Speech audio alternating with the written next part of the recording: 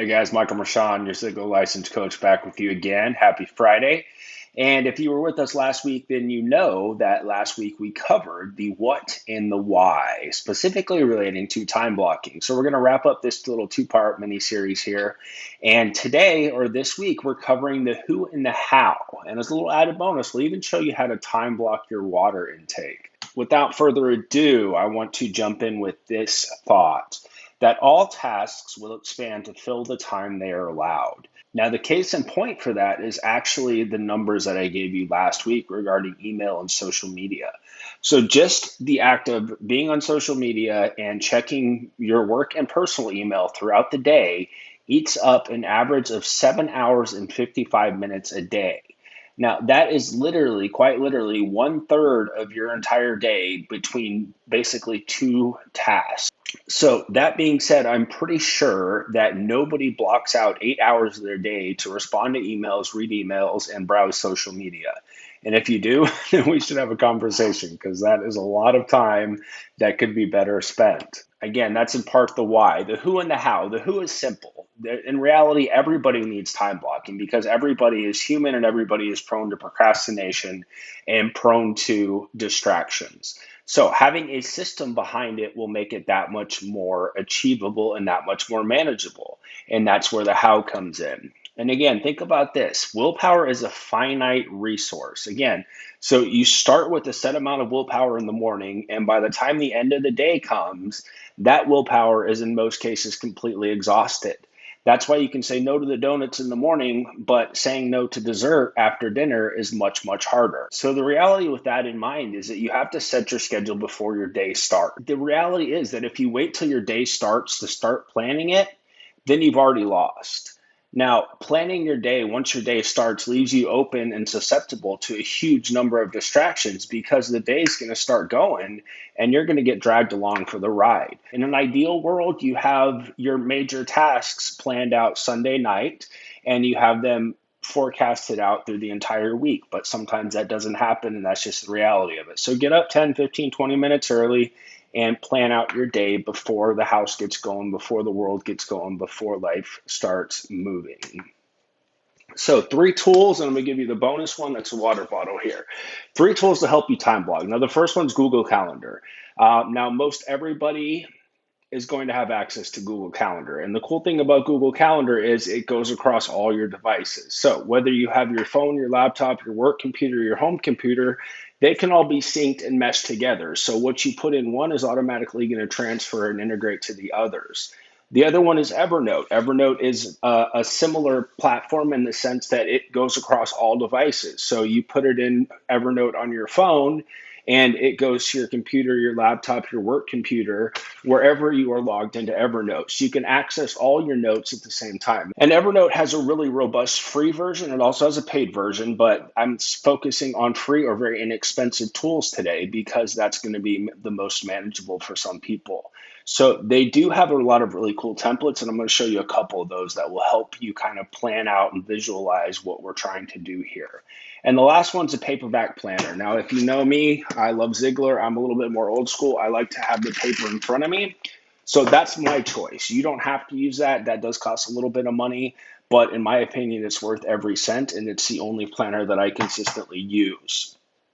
So the bonus is the VitScan water bottle. I'm going to get into that a little bit later. But before we get into that, I want to jump back into the Google Calendar and just show you some of the features that has. So this is a look at my actual Google Calendar. And as you can see right here, this is my day planned out. So my day actually started at 6:15 this morning with an Orange Theory class. What I actually do for this is I schedule my classes out in advance. So whether you're with Orange Theory, maybe you do CrossFit, maybe you just go to the gym, whatever it is for you, having some kind of accountability is very, very helpful. So with Orange Theory in this particular setup, you have to actually sign up for the specific class at a specific time. So it's not like you can just show up. So for me, I took this 6:15 a.m. class here. It lasts an hour, and I had to register for it ahead of time to secure my spot. Or by time blocking that 6:15 to 7:15 window, forces me in a large sense to stay accountable whether I want to or not. And again, the cool thing about this is it's highly customizable, so you can break it down into any 15-minute increments you need throughout the day. It's got things for events, so if you have to be somewhere at a certain time or you have something happen, maybe it's just even a meeting. If you just need focus time, maybe you just need a second to check out and kind of, reset. Maybe you're going to be out of the office because you're commuting to a different location. Maybe it's just a task, like you have a very important task and you don't want to forget it. You can add a task and it will pop up with a reminder at that appointed time.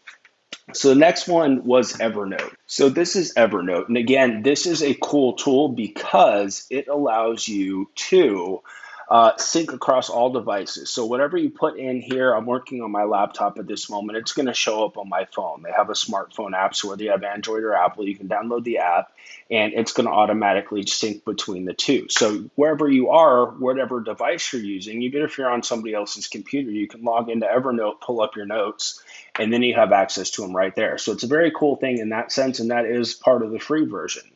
And one of the templates that they offer is a to-do list. So this is a great starting point if you're just getting into time blocking and you want something simple that is going to allow you to kind of visualize and give you a little bit more of a frame of reference. So to-do list, what are the most important tasks? Because again, we're wanting to focus on the most important things first. And then once you have that, you can go into something like this if you wanted and plan out each day of the week. Here's a more little bit higher level view, again, a weekly overview. So you could put whatever your important task is for Monday. And then same thing for Tuesday, Wednesday, Thursday, Friday. Maybe you're taking Saturday off, so there's nothing there. Maybe you have a weekend meeting you have to be at. Whatever it is, it allows you to kind of get it all in front of you and see the whole week at one glance, and that helps you not miss anything. And then what I like, where the kind of the rubber really meets the road, is the daily planner. So this again is similar to the calendar. It allows you to break up every hour of your day with specific things that have to get done. So again, I mentioned the Ziegler Performance Planner,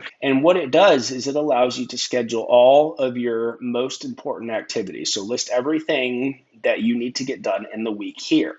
And then say Monday, it allows you to list all your most important tasks on Monday, and then down below it allows you to assign a specific time to each one of those. And then kind of the bonus one is the VitScan water bottle. Now, this isn't a plug. This is just something I found on Amazon that's been super helpful for me personally, because one of my goals in the new year was to drink a certain amount of water every day. So as you can see here, it breaks down every 2 hour increment how much you have to be done. So this essentially gives you a visual aid of how am I doing throughout the day when I'm drinking water. Okay, 7 a.m., I'm doing good. 9 o'clock, I'm doing good. 11 o'clock, I'm doing good. Now, almost 1 o'clock and I'm falling a little bit behind, so I need to pick up the pace and drink some more water. And having that allows me to drink a gallon of water every single day. And if I finish that, I stay on track, then I know by 9 o'clock at night, I'm going to have drank a gallon of water. So that's all I got for you today, guys. It is the beginning of February here. I guess we're technically on the 10th, so we're coming up on the middle of February. But whether or not you started this or whether or not you got off to a great start, the year is still very young and it is still very early on in the year. So it is not too late by any means. If you started in January, then great. Hopefully, you have some good momentum. And you can incorporate some of these things to help you finish the year on a high note and finish strong and accomplish everything that you set out to. So I do believe in you guys. I know you guys are all capable of greatness. And I do hope that you will take advantage of some of these resources and use them to further your productivity. And of course, don't forget to plan the fun things, because life is not just about work, but it should be fun as well. Of course, if you haven't, go ahead and like and subscribe and come back next week for more.